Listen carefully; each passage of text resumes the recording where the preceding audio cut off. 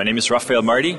I'm responsible for cybersecurity products here at Connectwise. I've been here for now 3 years, pretty much exactly. I actually started at IT Nation Secure 3 years ago, so this is my fourth IT Nation Secure. But I've been in the cybersecurity business for 25 years, but mostly on the enterprise side before that. Because we're at IT Nation Secure, given the rapidly growing threat landscape, how is Connectwise keeping up with the new threats that are out there? So we have a special unit that we call the CRU, the Cyber Research Unit. These are experts in diving into the darkest corners of the internet and trying to find what's happening. And what's kind of special about this unit is they're focused just on MSPs, right? Because that's who we are catering to. So they're digging around and trying to find what is relevant for our partner base and bringing that back as knowledge into our different products. So that's one way how we're staying up to speed on all the latest of the threats and the attackers. But then on the other side, we spend a lot of time just looking at the market, what's happening. We talk to a lot of MSPs during the year, trying to figure out, hey, where do you have challenges, right? What are the latest products out there? What is the enterprise business doing, or the security community in general? We are at other conferences. We're keeping up to date on pretty much all the different movements, and then figure out, okay, what do we have to bring back into our product portfolio and our detection capabilities to make sure that we have the best coverage for the MSPs out there. And I think that's great that you have an entire team to do that background research, not just on the threat actors, not just on the new things that are happening from the criminals, but also from a market standpoint, so that MSPs can leverage it. Yeah, look, otherwise you're getting stagnant, right? Of course you can have innovation naturally, but you got to see what else is out there. Where's everybody going, right? We just had the RSA conference, probably the largest security conference, right? We roamed around there, and what is new? What are other companies thinking about, right? So speaking of new stuff, what are the new things that MSPs need to be looking at over, say, the next 6 to 12 months? I like the question because you have to ask that question, but then I want to dial it back a little bit and say, you know what, it's actually not that different from a year ago.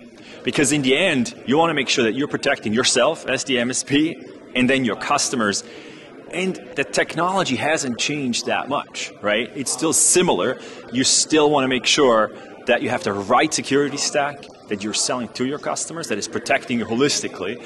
And I think that's where I encourage MSPs to spend most of their time figuring out what is that right stack.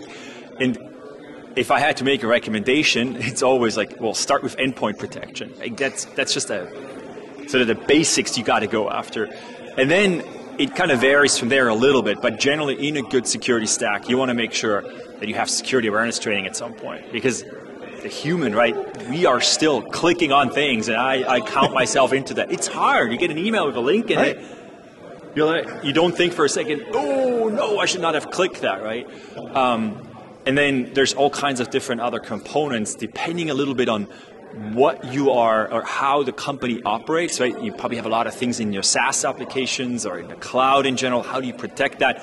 So coming with maybe a risk-based lens. It doesn't have to be a complicated risk framework and all that, but just thinking about, okay, where do I have data? Where do I have things to protect? And making sure you have those protected, right? So speaking of the cloud, because you mentioned that, how is Connectwise helping MSPs secure those cloud applications? So if you look at our strategy of the ASIO platform, which is really, it's a shared platform across all of our different products, from the business management systems, the unified monitoring and management, and security.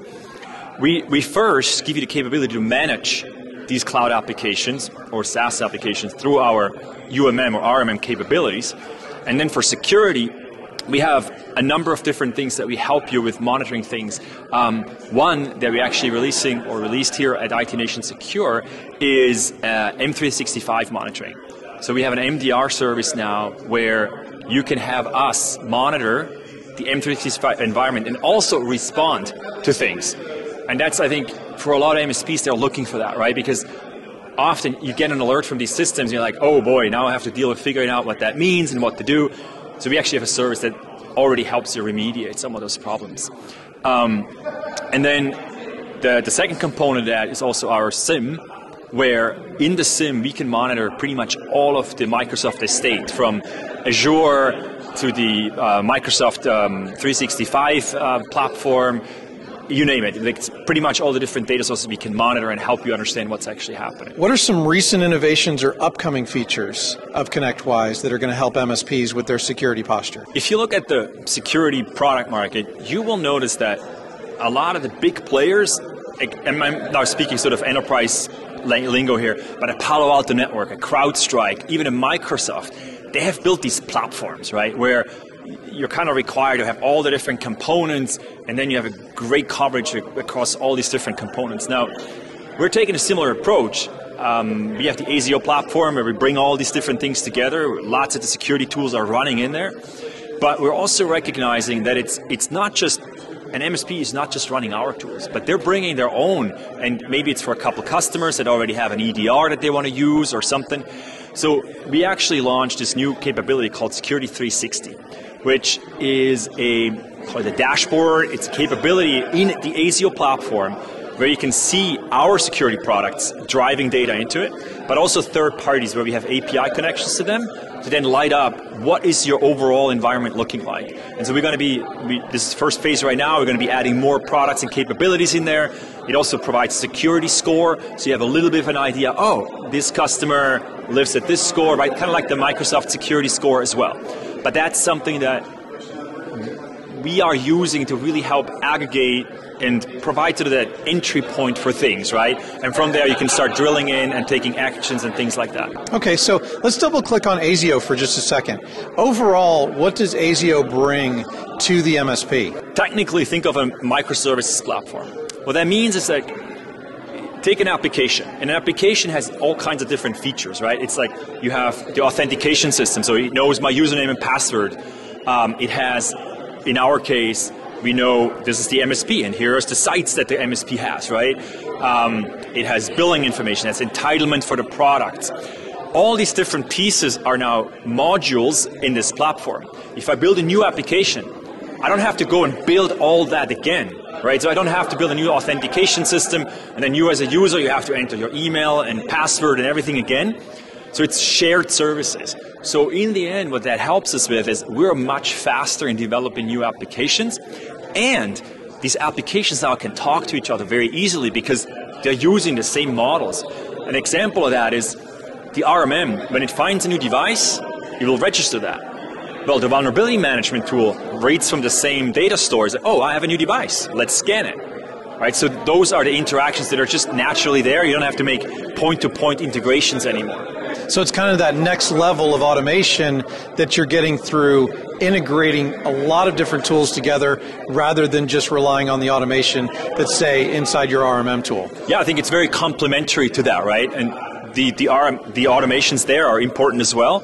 And we actually even have a third component, which is our workflow or RPA capability, where this is literally a workflow engine where you have triggers from different applications that can start a workflow, and then you have actions on the other side that this workflow can execute. And you can have all kinds of complex sort of workflows you can define, but now with inputs from dozens of different products that you can bring in. And so it's not just, say, RMM telemetry from an endpoint, but you can bring in information from third-party security tools or from our vulnerability scanner or from a security awareness training tool, making it very, very powerful. It seems like this would help an MSP to not only scale rapidly, but also put in operational efficiencies that mere humans can't necessarily accomplish. 100%, right? And this is the name of the game in the MSP space. You want to make sure that you automate as much as possible, so you bring your costs down.